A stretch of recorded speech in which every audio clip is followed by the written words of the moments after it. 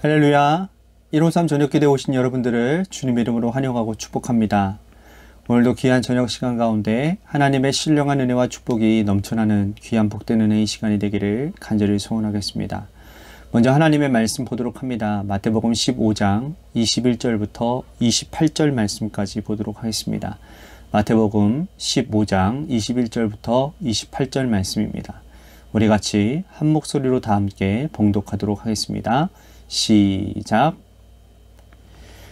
예수께서 거기서 나가사 두로와 시돈 지방으로 들어가시니 가나안 여자 하나가 그 지경에 나와서 소리질러 이르되 주 다윗의 자손이여 나를 불쌍히 여기소서 내 딸이 흉악하게 귀신 들렸나이다 하되 예수는 한 말씀도 대답하지 아니하시니 제자들이 와서 청하여 말하되 그 여자가 우리 뒤에서 소리를 지르오니 그를 보내소서. 예수께서 대답하여 이르시되 나는 이스라엘의 집에 잃어버린 양 외에는 다른 데로 보내심을 받지 아니하였노라 하시니 여자가 와서 예수께 절하며 이르되 주여 저를 도우소서.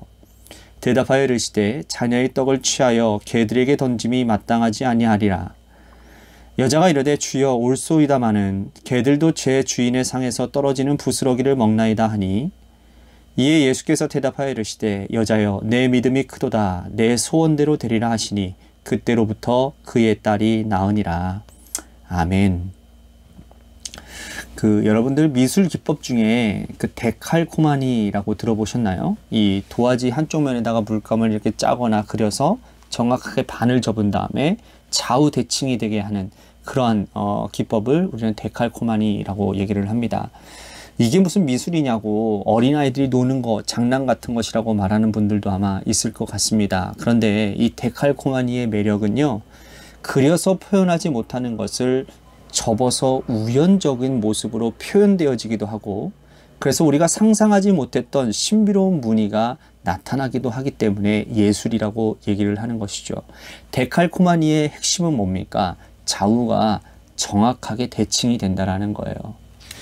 우리가 예수님께서 이 땅에 행하신 사역들을 보면 정확하게 대칭이 되는 데칼코마니 같은 사역을 하신 것을 우리들이 볼 수 있습니다.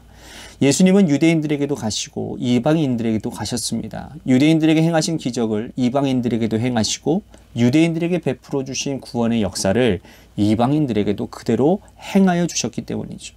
이것은 놀라운 주님의 사랑이고 놀라운 주님의 역사고 은혜입니다. 예수님 당시 이방인들은 이 갈릴리 호수를 기준으로 해서 동쪽에 살고 있었습니다. 그리고 갈릴리 호수를 이 동쪽으로 먼 서북쪽 지중해를 기점으로 하는 그쪽에 두로와 시돈 지방에 이들이 분포되어져 살고 있었습니다. 주님께서는 이방인 지역을 가서 행하신 사역이 오늘 본문에 잘 나타나 있다는 것이죠. 21절 말씀 다시 한번 보십시오. 예수께서 거기서 나가사 두로와 시돈 지방으로 들어가시니 우선 두로와 시돈 지방으로 가셨어요. 두로와 시돈은 지중해를 연하여 있는 도시국가입니다. 이것은 구약시대에 아합의 아내 이세벨의 고향이기도 했고요. 원래부터 이방인들의 거주지였습니다. 주님께서 이곳에 가시니 한 여인을 만나게 되는데요.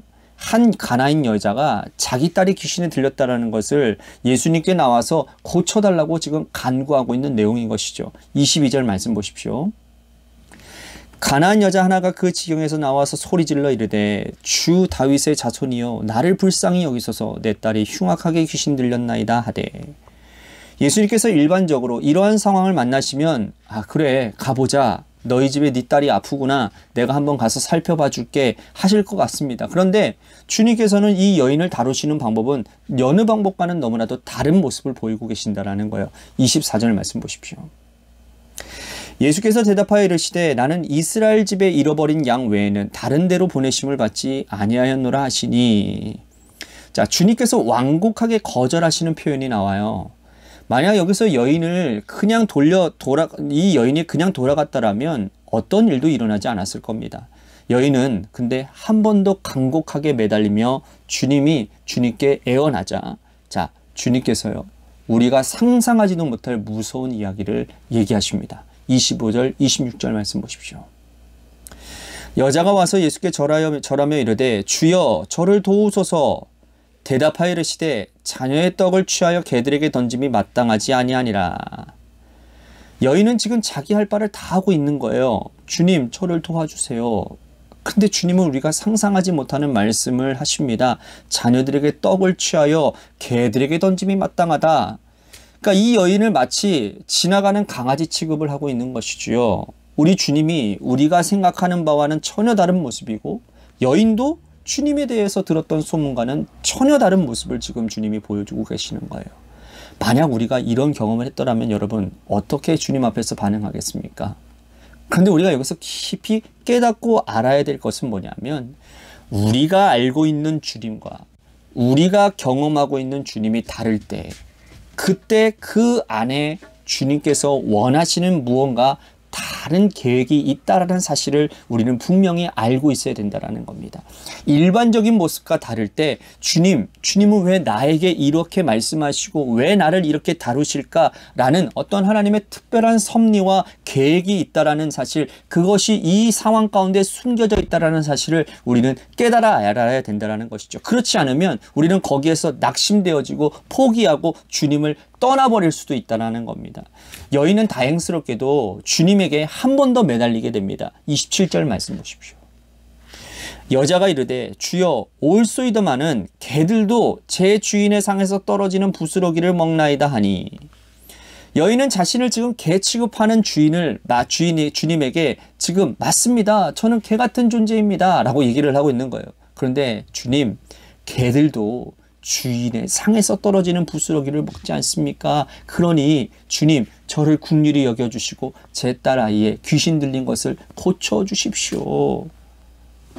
주님은 이 여인의 믿음을 보시고는 딸의 병을 고쳐주십니다. 이것이 오늘 우리들에게 주는 의미가 무엇일까요? 우리가 주님 앞에 간절히 기도하고 엎드려 구하지만, 그러나 일반적인 주님의 모습과 전혀 다른 모습을 우리들이 경험하고 있을 때, 그때 주님께서 나를 특별한 방식으로 지금 다루고 계시는구나, 이 사실을 기억한다면 우리는 결코 우리들이 예상치 못했던 고난 가운데, 시험 가운데 중간에 포기하지 않을 수 있다라는 것입니다. 또 한 가지, 이 여인이 자신의 믿음을 주님께 보여주고 있는데 있는 걸 그대로 솔직하게 인정하는 믿음이라는 거예요.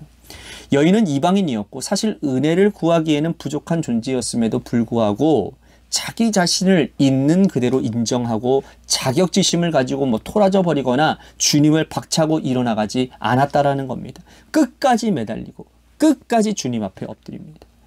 우리가 생각하는 여러분 믿음이 강한 것이라고 여겨지지만, 믿음은, 주님 앞에서의 믿음은 하나님 앞에 연약하고 또 주님 앞에 굉장히 자연스럽고 유연한 모습이 바로 믿음이라는 거예요.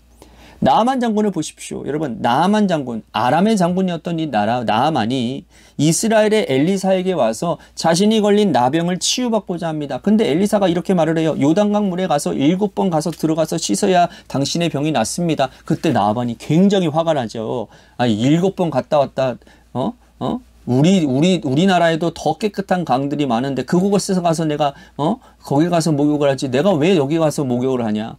그때에 여러분 이런 거예요.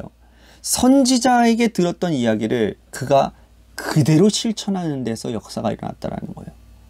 믿음이라고 하는 것은 이런 거예요. 자신이 가지고 있는 생각을 버리고 말씀 앞에, 하나님 앞에, 주님 앞에서 유연한 모습으로 나아가는 것, 이것이 믿음이라는 거예요. 주님께서 이 여인에게 원하셨던 것은 바로 믿음이었고, 이건 유대인이나 이방인들이나 동일하게 주님께서 바라고 원하시는 것이라는 겁니다. 유대인도 혈통으로 구원받지 못합니다. 이방인도 이방인이기 때문에 구원받지 못하는 거 결코 아닙니다. 믿음이 없기 때문에 구원을 받지 못하는 것이지, 믿음만 있으면 구원받게 되는 거예요. 주님께서는 여기 이 가나안 여인에게 두로와 시돈 지방에 가셔서 이 여인을 만나심으로 오직 한 가지 믿음을 달아보시고 그 여인의 딸을 고쳐주십니다.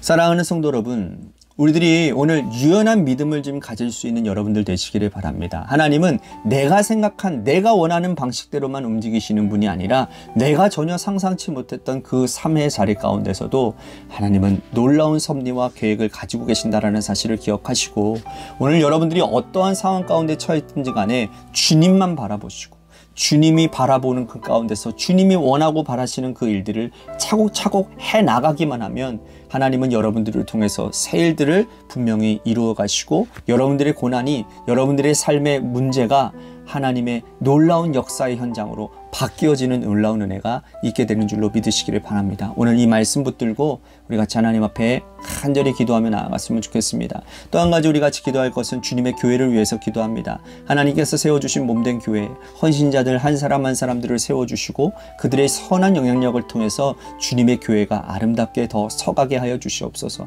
세워주신 직분자들에게 하나님 끝까지 순종할 수 있는, 끝까지 충성하는 놀라운 은혜를 허락하여 주시옵소서라고 우리 교회를 위해서 기도합니다. 또 한 가지 우리 육신의 질병으로 고통당하는 우리 성도님들을 위해서 기도해 주시고, 우리 고3 수험생인 우리 이도현 학생과 한유진 학생을 위해서 기도해 주시기를 바라고요. 또한 돌아오는 토요일 날 제가 주일교회에서 토요 비전 기도 모임이라고, 기도회라고 해서 한 달에 한 번, 첫째 주 한 번, 첫째 주 토요일 날 전 교인이 함께 모여서 기도하는 그러한 자리가 마련되어진다고 합니다. 그때 제가 강사로 섭외를 받았는데요. 말씀 사역 잘 감당할 수 있도록 성령 충만케 하나님이 인도해 주셔서 이 말씀 듣는 모든 영혼들이 큰 은혜 가운데 있을 수 있도록 하나님이 인도해 달라고 저를 위해서 기도해 주셨으면 좋겠습니다. 마지막으로 여러분들의 삶의 자리와 여러분들의 자녀들을 위해서 기도하시다가 이 시간 돌아가시기를 바랍니다. 노래 끝날 때까지 함께 기도하며 합심하며 기도하도록 하겠습니다. 기도하시겠습니다.